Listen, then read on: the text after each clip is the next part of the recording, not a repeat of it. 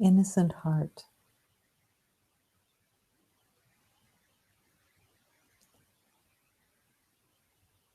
holy and perfect heart of God.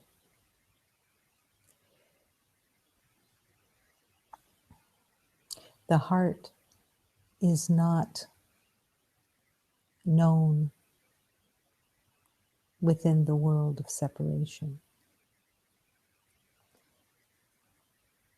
It's used as a word, just as love has been used as a word. But the heart has been hidden, sequestered, protected. Except the protection, the purpose of the protection is separation itself.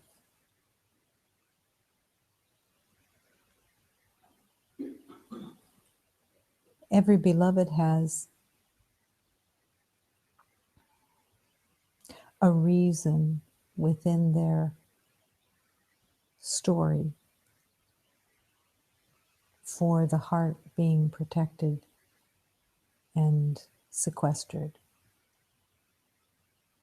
even though hardly anyone is aware of it until the spiritual journey begins. And then the teachings begin to point in the direction of opening the heart, that it's a necessity because your heart is the center of your being. It is the home of compassion. It is the home of gentleness. It is the home of faith. It is the home of acceptance. It is the home of charity. It is the home of everything that God is, that love is. The power of God is in the joining of the mind of God and the heart of God. But the mind of God has no resemblance to the mind that the ego made. In basics, the basic belief of separation, we're only talking about a belief. In truth, there is no separation, and the heart is completely free. But when there's an agreement to hold a defense, the ego supplies the defense.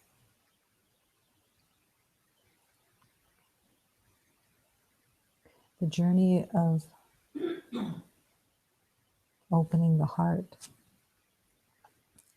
is really the journey of faith. It's like standing in the middle of an ocean, waiting for a giant wave to hit you and not being concerned.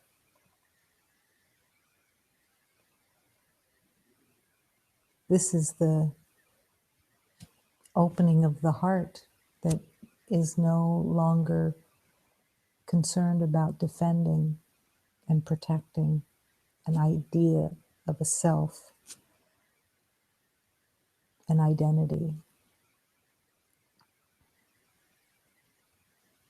Every beloved has spent hours and hours worrying about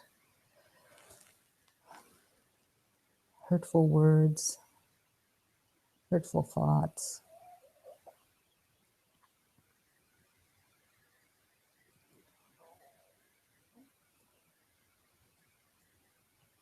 And there is nothing that can truly hurt you. Nothing. In the gentleness of the open heart is actually all the strength of creation. It is the place of strength that is beyond anything in this world. The strength of truth, the strength of being undefended, because there's absolutely nothing to defend. Imagine just walking in the sun and having absolutely no fear of needing to defend anything. That nothing would mean anything that anyone would say or think.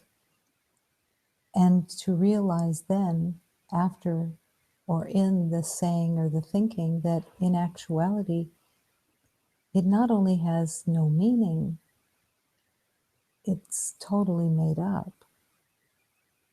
And the only place that it's being recorded is in the ego mind, if it becomes recorded. If it's taken in and said, yeah, this is real.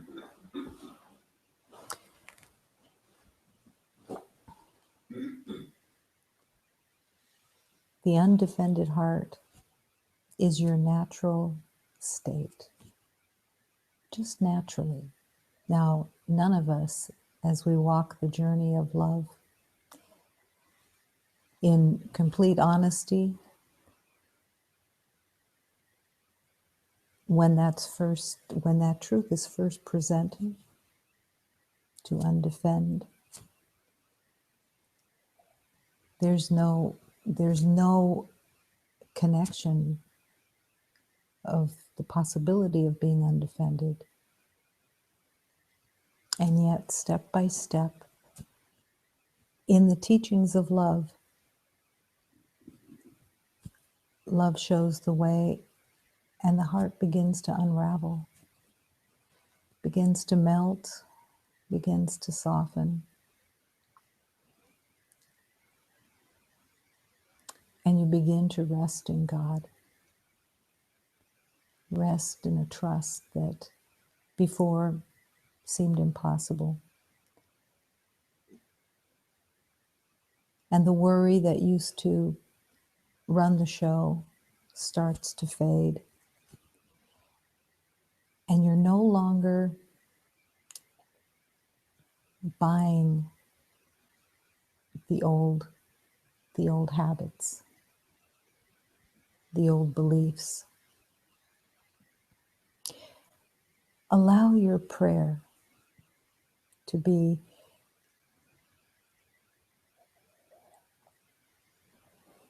heal this erroneous belief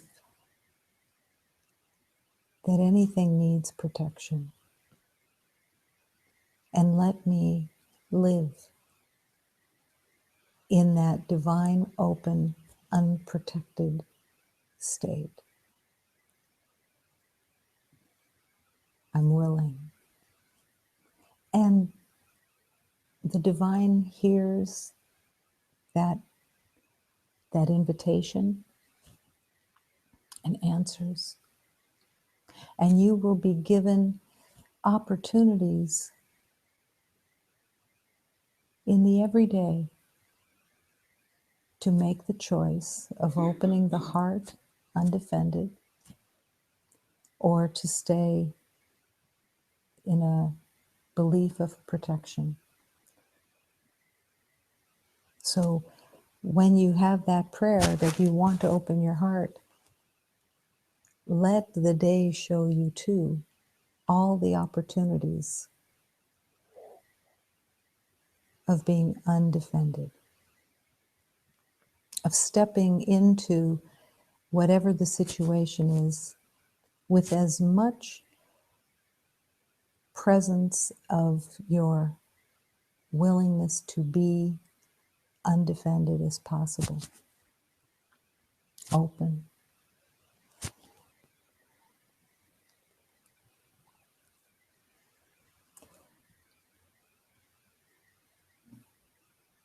It is never really painful to heal, no matter what it is, no matter how it seems to grip, or that you're having a little wrestling match with trying to hold on and yet wanting it to be healed.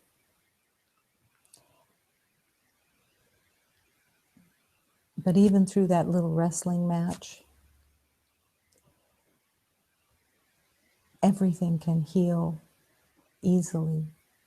It's not meant to be difficult.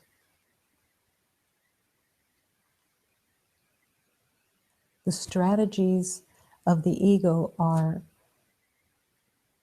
world-renowned, but they become recognizable at a certain point.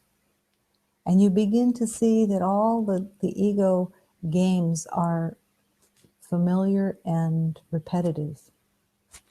You begin to, oh yeah, I know that. I know those lies. I don't have to believe that anymore. I can choose love. And that is the sanity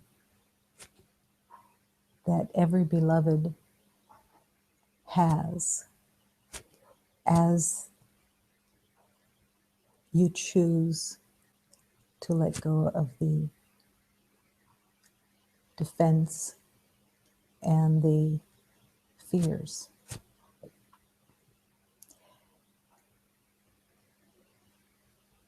That you can choose. And actually, you must choose. That's the whole journey, is choosing. Moment to moment. And even when you forget to choose and you go back into trance, the calling is just to, as soon as possible, to recognize that you have forgotten and come back and forgive your heart and begin again.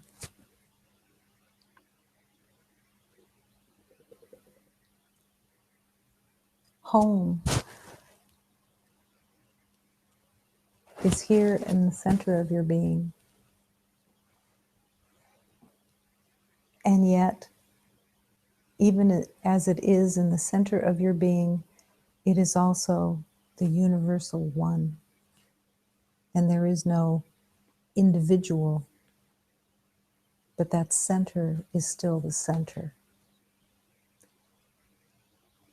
And your light is always the light.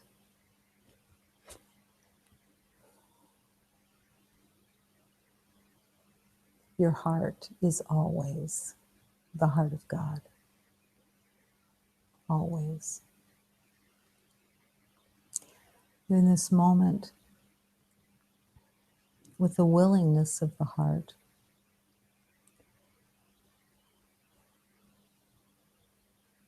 to invite healing in this moment, to just say, yes, show me the way in this moment, and to embrace that within this energy field of love, that energy field of love is your home. That energy field of love is natural, normal, because love is where you belong. Love is who you are and what you are.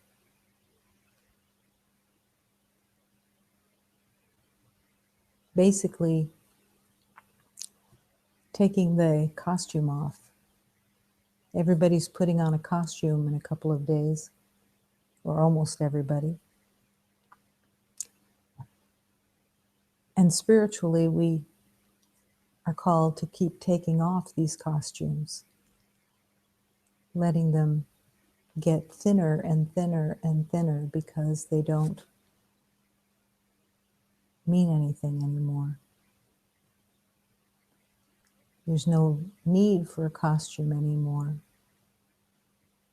The only reason to wear a costume in the world is to try to use it as a defense. And since there's no reason, nothing to defend, the costumes can fall. And the brilliance of your true being can reveal itself. And you can see all the beauty in every beloved as the Christ.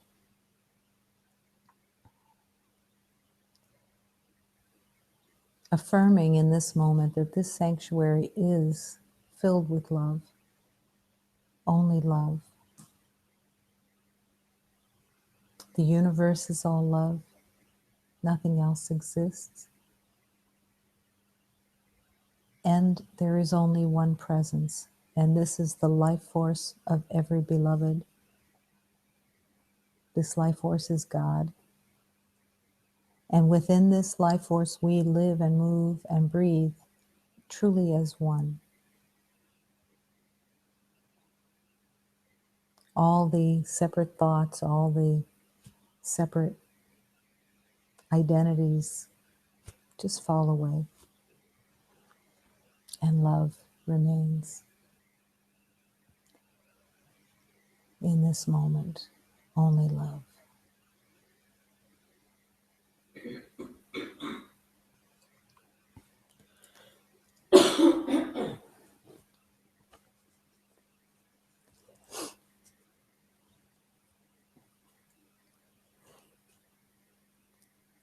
There's a teaching that says it is totally possible to be in communication with God all day long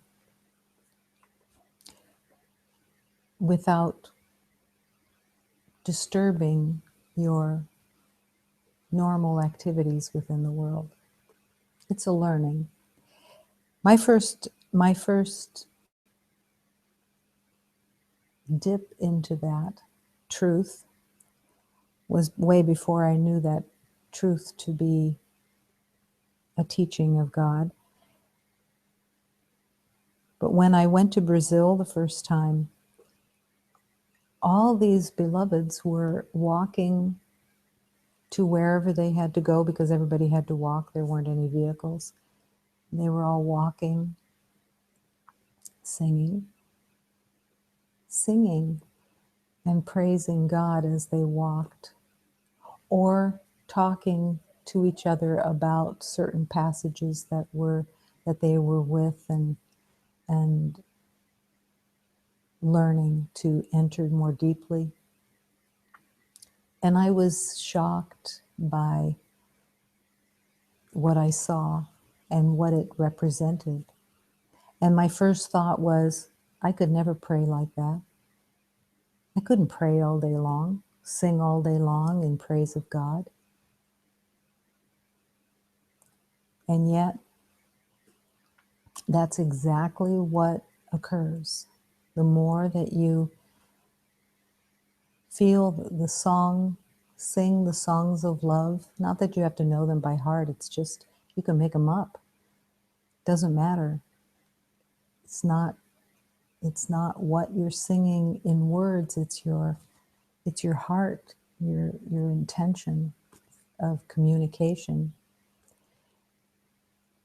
And you can be in that, and I became in that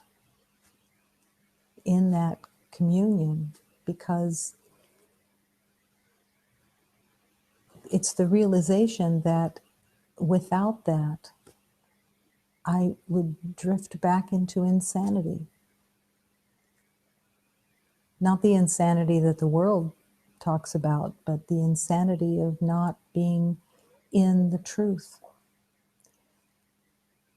And the singing just held my heart, held my attention to keeping me walking as straight as possible into returning home.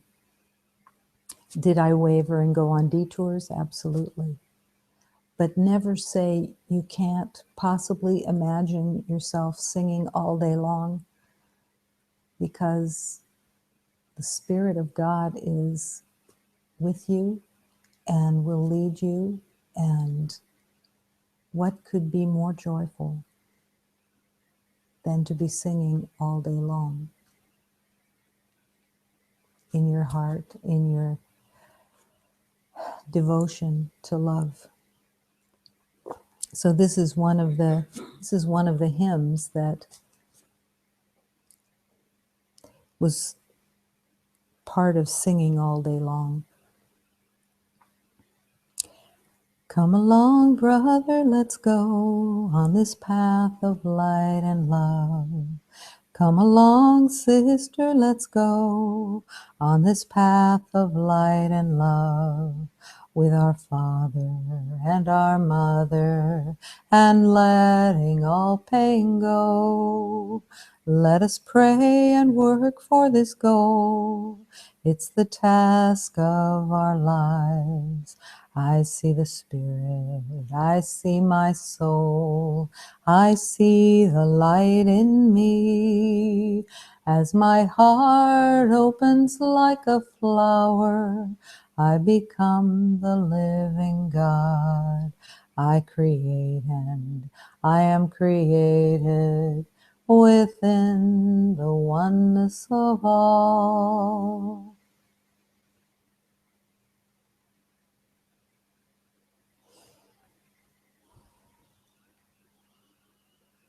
What could be more joyful than to be in whatever task it is or whatever moment you have within the day, and to be singing in your heart, as my heart opens like a flower, I become the living God.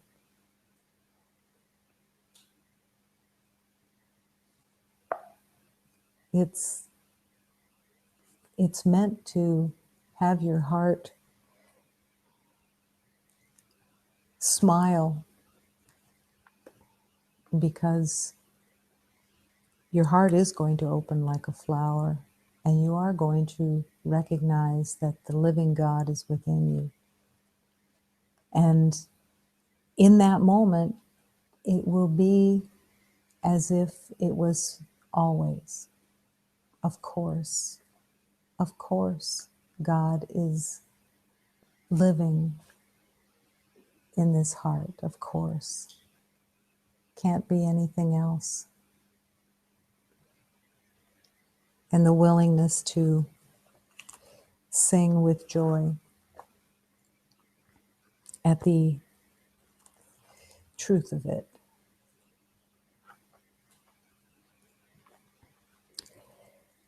This hymn is it's a prayer that prays to the Blessed Mother to have healing love and to heal everything that is not of truth and love, and the recognition and the singing of glory to the Divine Mother for all of her help and the acceptance of more help, and asking the Blessed Mother to heal what is necessary, whatever it is, saying yes and being willing. Apenas por vosso amor, apenas por caridade, a vos te damos louvor, Ó Virgem da castidade, apenas por vosso amor, atendo nosso chamado, ajuda-nos a cessar, a curar a necessitados, apenas por vosso amor, apenas por caridade, a vós te damos louvor, ó Virgem da castidade.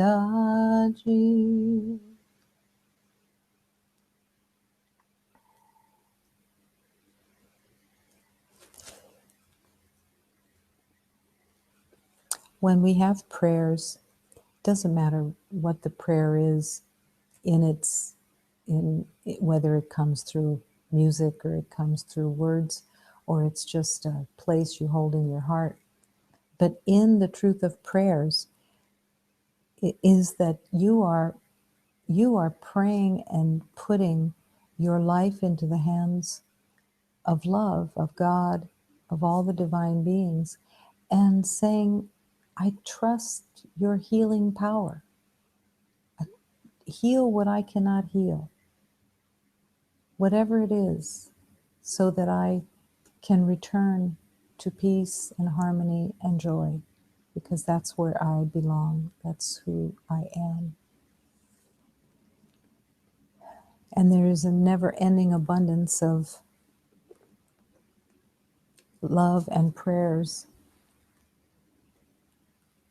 And you have a never-ending abundance of prayers in your heart. It's just tapping into them. I had a beloved say once that she could never come up with any prayers, so all she did was say, help me, over and over again. And that's perfect too. A crystal rim. The earth lifts its glass to the sun, and light is poured.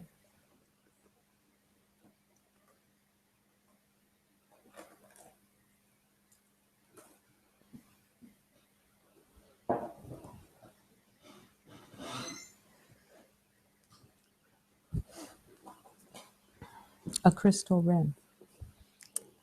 The earth lifts its glass to the sun, and light is poured. A bird comes and sits on a crystal rim, and from my forest cave I hear singing.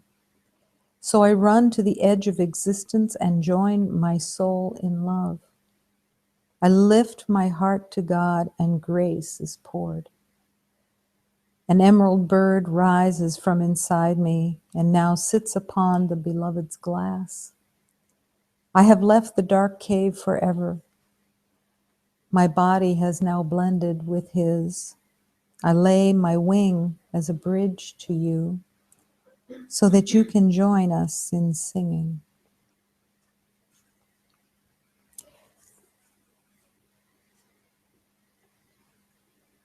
It may seem that this poem is poetic, and it is poetic, but that it's meant to be symbolic. But the truth is that in the journey of love, you can enter so many mysteries if you are willing to do so. If you can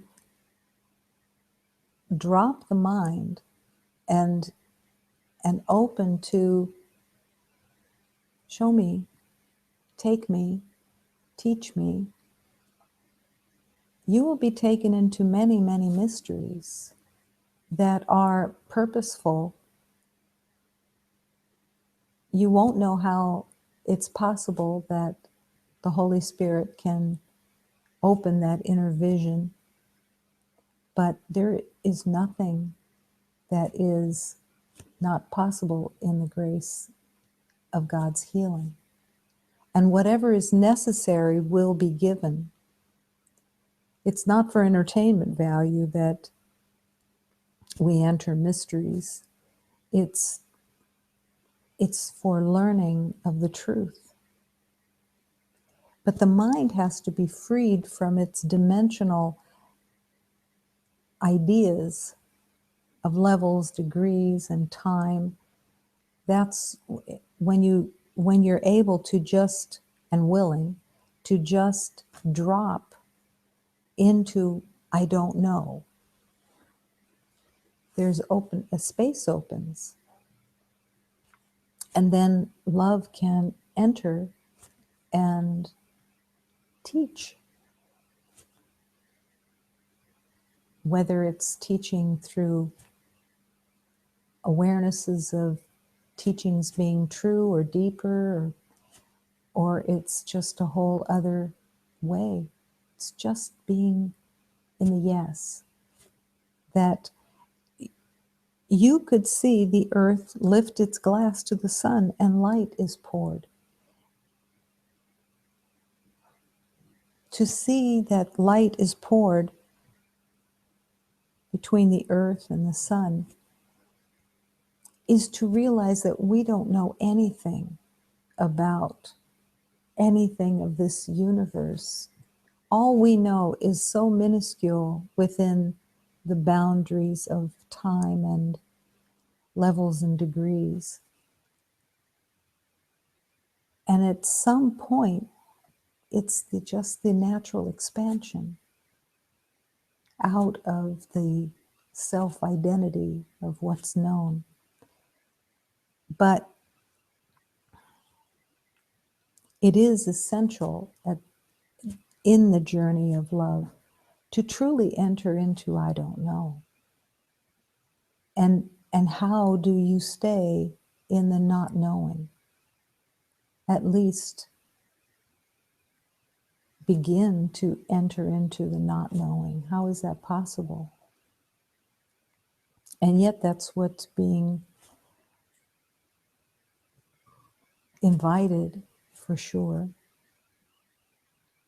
because it opens up these awarenesses and teachings. So all day long, every beloved, because every day is where it all occurs, all day long is the opportunity of I don't know. So someone tells you something and you have an immediate idea of what you think you know about it, and instead you could change your mind and actually realize I have no idea.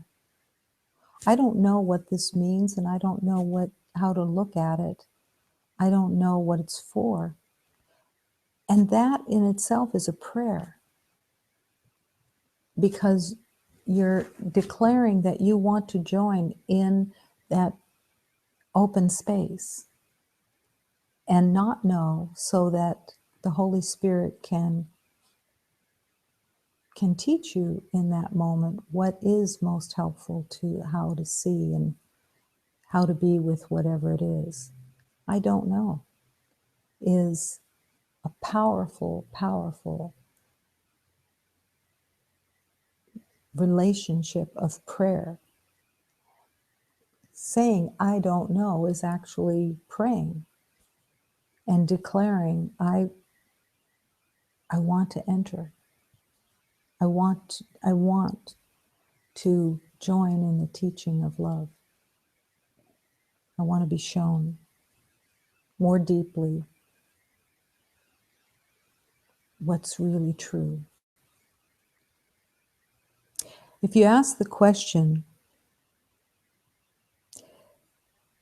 to yourself with every beloved that you're with all day, do you monitor? Are you aware of what you are offering in every relationship? Is it part of your spiritual journey? That's even a wonderful awareness question, because it's actually a primary source of healing and learning. Every situation that you're in, even if it's something as non-personal in a way that, like, you're calling somebody about repairing a washing machine, and you think, oh, well, yeah, I just have to call to have the washing machine repaired. But that's the same opportunity to call and to offer love and monitor what is being said so that it is the optimum of love that you can offer in the moment on that phone call. That you are tempted to be irritated on the phone talking about the washing machine because they're not getting the message that you're trying to convey in some way, and the temptation is to be irritated or to have an opinion of some kind about it. And the calling of love is to monitor what am I offering? What am I offering in this moment that is going to be truly helpful? And I can guarantee you that what would be truly helpful is if you are offering peace and harmony and seeing the beloved on the other end of the phone as your beloved.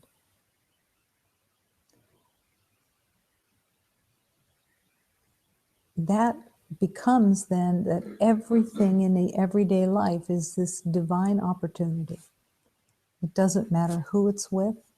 It doesn't matter how short it is or how long it is. It's the opportunity of offering peace and to not offer judgment, or that it becomes personal.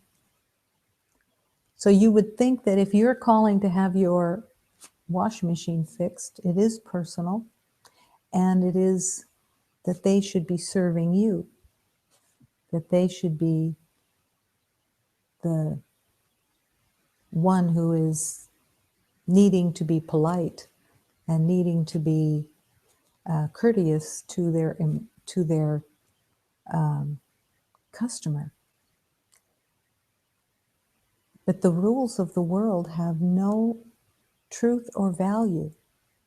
Those things mean absolutely nothing. Every conversation, every meeting, every holy encounter is the opportunity to offer love and to bless the beloved that's on the phone.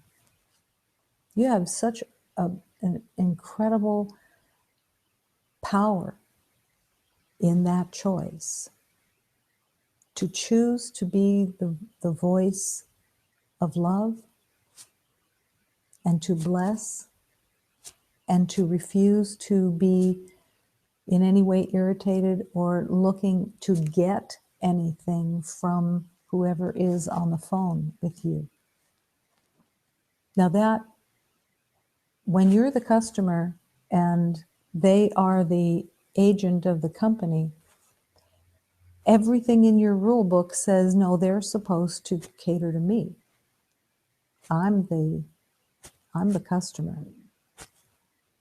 But in the laws of God, this doesn't apply at all.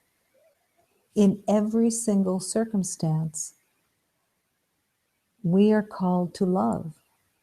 We are called to bless. We are called to be healed in that moment by paying attention to what we're thinking and what we're saying, and whether it has somehow we've forgotten and we're back in an old trance pattern that says, this phone call is for me. I want to be treated as a customer. I want to be treated with respect. And there's no healing there at all, because in that belief, you're just back in the rules of the world that say we have assigned roles, and you have to behave like this in the world, and I have to behave like this as a customer. In the journey of love, it is always yours to offer love and to bless and to learn from that offering and to learn from that blessing and to expand from that blessing and expand from that learning. And everything actually in that becomes a blessing, where the joy within you really begins to open, because you're in a mission of love. Just making a phone call, you're in a mission of love. And every instant of the day has that opportunity to offer love, to learn to offer love, to have the intention of what am I saying that is actually truly helpful? Am I helping? Am I serving the beloved that I'm in contact with? Am I truly serving them in this moment? Am I monitoring what my intention is of what I'm saying? One of the temptations in friendships or acquaintance relationships is the temptation that when you have had something happen, what you consider to be something happened to you by like somebody else said something to you that was offensive or something like that, and you not only don't release it or surrender it and forgive yourself for believing that this was offensive, but you hold it until you can get somebody's attention to repeat it again and talk about it again and get an ally about how you were unfairly treated or how terrible whatever it was that they said. This is the temptation that everybody carries in one way or another.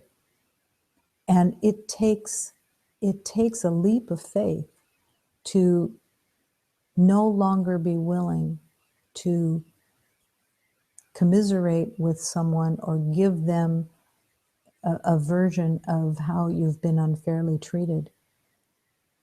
Because if you're following the teachings of love, it becomes a clear statement of truth. I cannot be unfairly treated.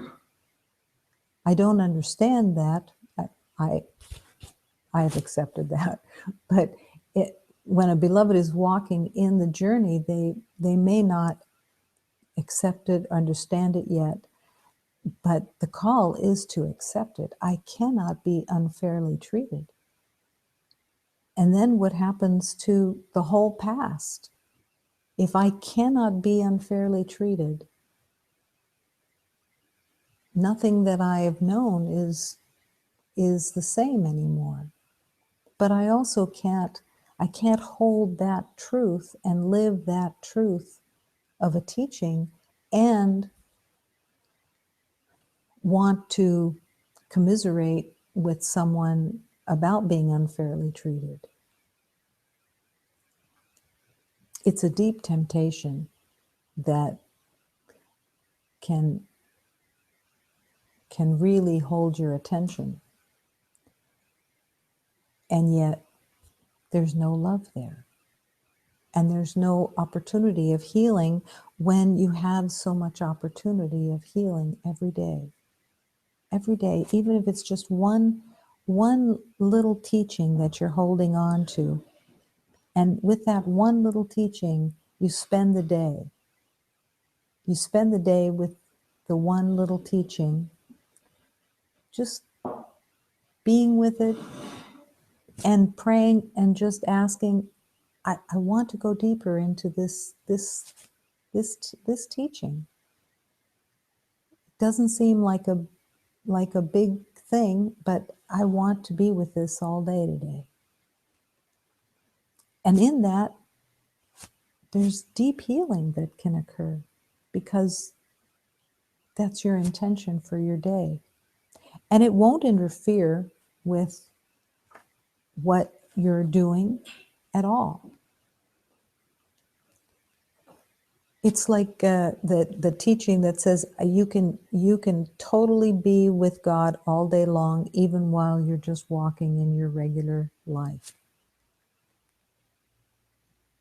because you can hold, as an observer, you can hold that place with prayer and with openness and still continue whatever it is that you need to do. So there's a never-ending supply within the schoolroom, all day, every day. It's never closed. I remember, and when I would see something that was a clear belief that I had when I was walking in the journey, I began to realize that I never had an original thought, that any thought that I thought was original was totally not, and that everybody carried the same thoughts, that there was nothing original in my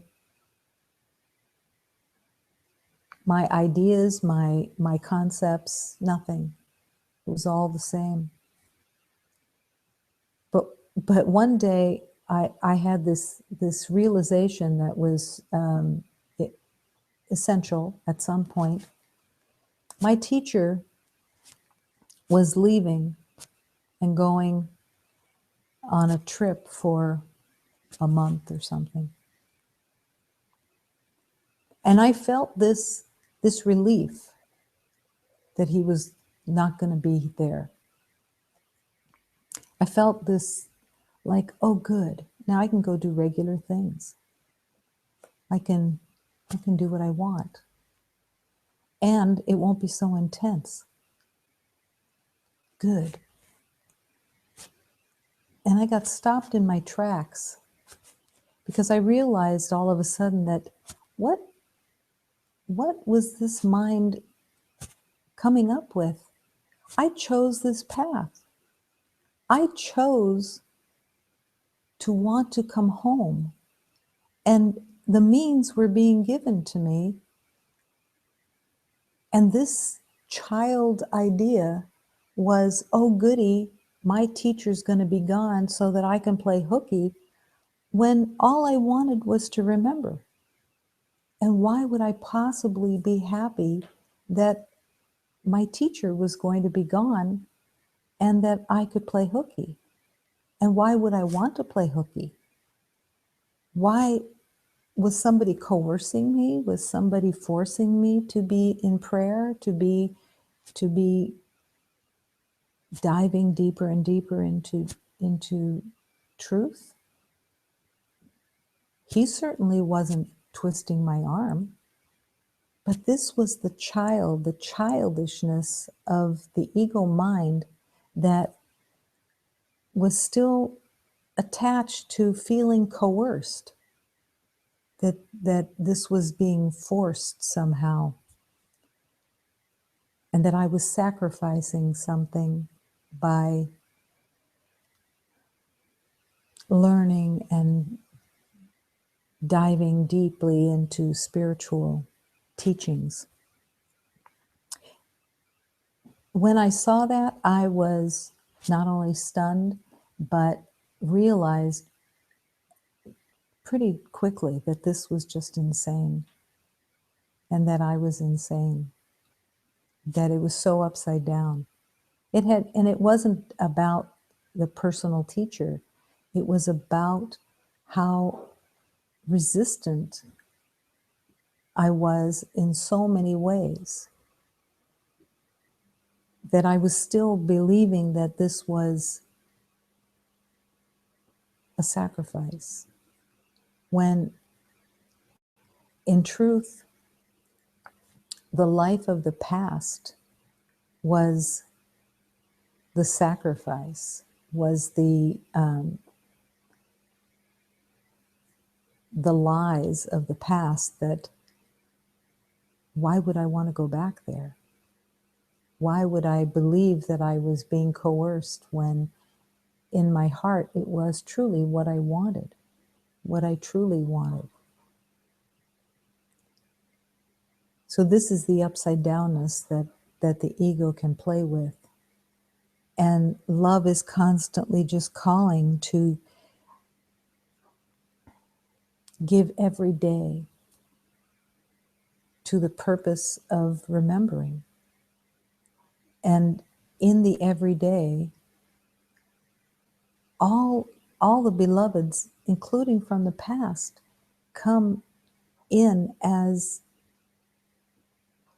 healed relationships because they have the opportunity to. And it will be so much a part of your journey to bring healing love to every relationship from the past and every relationship that appears now. That you are the light that is bringing your open heart and truth as deeply as possible, not in a knowing, but in love. That you hold every beloved as the light of God and refuse to hold them in any other way. Quietly, but consistently in the everyday life. It's the learning of what outcome do you truly want? And everyone, when they enter that of what outcome do you truly want, what do you truly want? It's to come home. It's to remember. It's to connect in that oneness and be free of the old pain and suffering and guilt and shame that the world so believes in. Opening the door, I lift my heart to God and grace is poured. Every day, let every conversation be a lifting to God, that every word that is offered is as deeply sacred as you can touch it with. That you only want to offer peace and harmony and joy. And in that, it will be so. And you will heal exponentially as you offer that love. Because it is the healing. It's not a separate, I'm going to go home and heal. No, it's right here in this offering, in this moment. An emerald bird rises from inside me and now sits on the beloved's glass. Open to the mysteries of love, open to the not knowing, and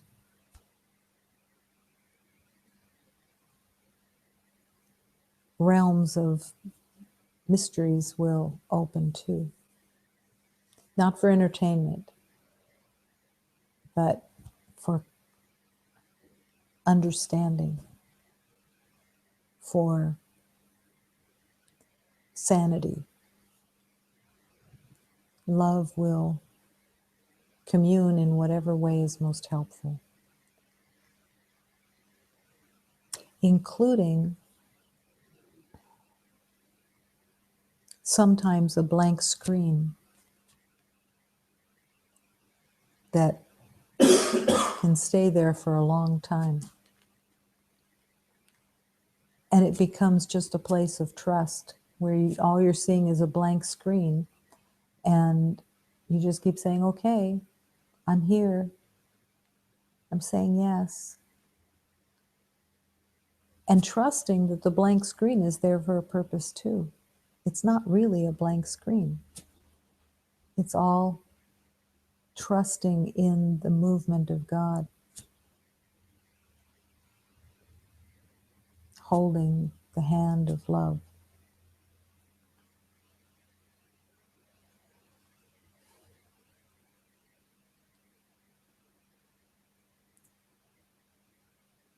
Nothing is missing.